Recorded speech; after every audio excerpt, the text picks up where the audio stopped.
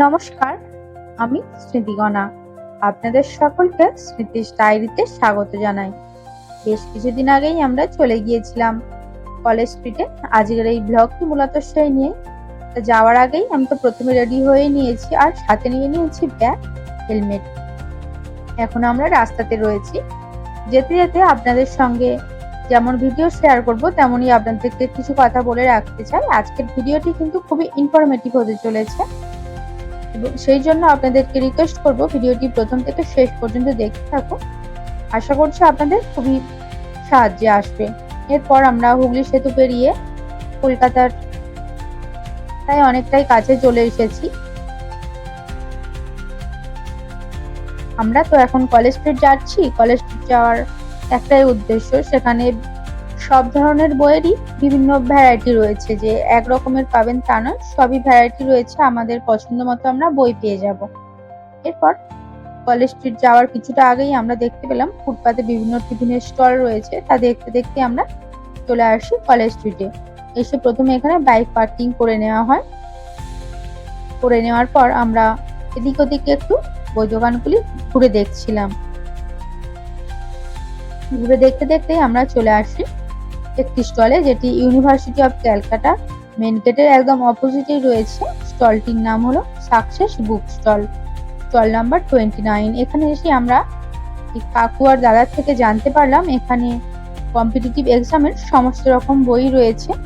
আপনারা যারা কম্পিটিটিভ এক্সামের জন্য প্রিপারেশন নিচ্ছেন, এখানে কিন্তু সমস্ত রকমের বই পেয়ে যাবেন।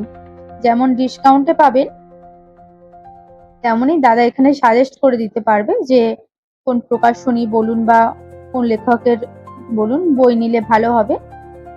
সেই রকম আপনারা নিয়েও নিতে পারবেন। তাছাড়া সব বইয়ের যেহেতু সমান ডিসকাউন্ট হয় না, সেই জন্য বিভিন্ন ধরনের বই বিভিন্ন রকম ডিসকাউন্ট হয়, তা আপনারা পেয়ে যাবেন। আর এখানে অনলাইন কুরিয়ার সার্ভিসও পেয়ে যাবেন। এখানে দোকানের কার্ডটি আমরা দিয়ে দিয়েছি, ভিজিটিং কার্ড। কার্ডের মধ্যে নাম্বার রয়েছে। আপনারা যারা চাইছেন বাড়িতে বসেই অনলাইনে অর্ডার করে নেবেন, তা এখানে নাম্বারটিতে যোগাযোগ করে নেবেন দাদার সঙ্গে। দাদা আপনাদেরকে বাড়িতেই বই পাঠিয়ে দেবে। তবে যেটা না বললে নয়, এখানে কুরিয়ার চার্জ লাগবে, আর সেটা আপনারা ডিসকাস করে নেবেন।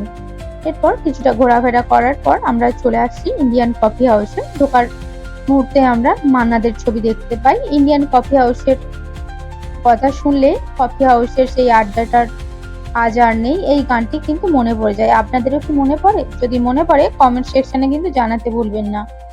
আমরা চলে এসেছি, যেহেতু অনেকটাই সময় হয়ে গিয়েছিল, খিদেও পেয়ে গিয়েছিল, তাই চলে আসে আর কি। আসার পরেই দেখতে পেলাম অনেক মানুষজনেরই ভিড় রয়েছে এখানে। সবাই যে যার প্রিয়জনদের সঙ্গে সময় কাটাতে চলে এসেছে আমাদের মতো। এখানে আমরা অর্ডার করেছিলাম ফিশ কবিরাজি, মাটন চাউমিন আর মিক্সড চাউমিন।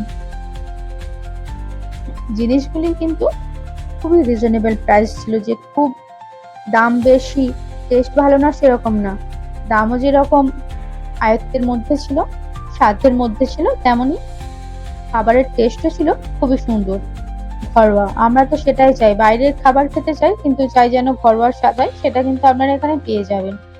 খাওয়া দাওয়া শেষ করে আমরা চলে আসি। এসে মান্নাদের ছবির সামনে দাঁড়িয়ে আমি কিছুটা ফটো তুলে নিয়ে এসে আমরা বাইকে ওঠার আগেই একটু চারপাশটি তারও একটু ভিডিও করে নিলাম বই দোকানের।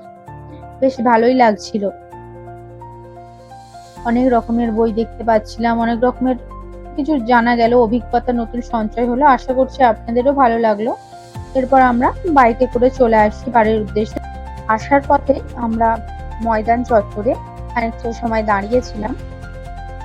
দাঁড়িয়ে থাকার পরেই আমাদের লক্ষ্য পড়ে একজন দাদু লেবুর শরবত এখানে বিক্রি করছিলেন। তা দেখা মাত্রই আমরা ঠিক করলাম যে এক গ্লাস করে তো খাওয়া যেতেই পারে, সেই জন্য আমরা সেই মতো অর্ডারও দিয়ে দিয়েছিলাম। এখানে তাই দাদু লেবুর শরবতগুলি বানাতে ব্যস্ত ছিল। এই ঠান্ডা ঠান্ডা ওয়েদারে ঠান্ডা ঠান্ডা শরবত বেশ ভালোই লাগছিল। টেস্ট মোটামুটি ভালোই ছিল। প্রত্যেক গ্লাস পিছু দাম নিয়েছিল 20 টাকা। এখানে আমরা তিনজন মিলে একটু ভিডিও করে নিচ্ছিলাম। এরপর রাস্তার অবস্থা তো আপনারা দেখতেই পাচ্ছেন, যেহেতু কিছুদিন আগে তো খুবই বৃষ্টি হয়েছিল আর রাস্তাঘাট খুবই ভিজে হয়েছে। এই যে দেখুন রাস্তার অবস্থা কি হয়ে রয়েছে। আশা করছি কম বেশি অনেক জায়গাতেই এইরকমই অবস্থা হয়ে রয়েছে আর কি। আজকের এই ভিডিওটি এই পর্যন্ত। আপনাদের ভালো লাগলে অবশ্যই লাইক, কমেন্ট, শেয়ার, সাবস্ক্রাইব করে পাশে থাকবেন, সুস্থ থাকবেন। অসংখ্য ধন্যবাদ। আর যাদের বই কেনার প্রয়োজন তারা কিন্তু দাদার সঙ্গে যোগাযোগ করে নেবেন।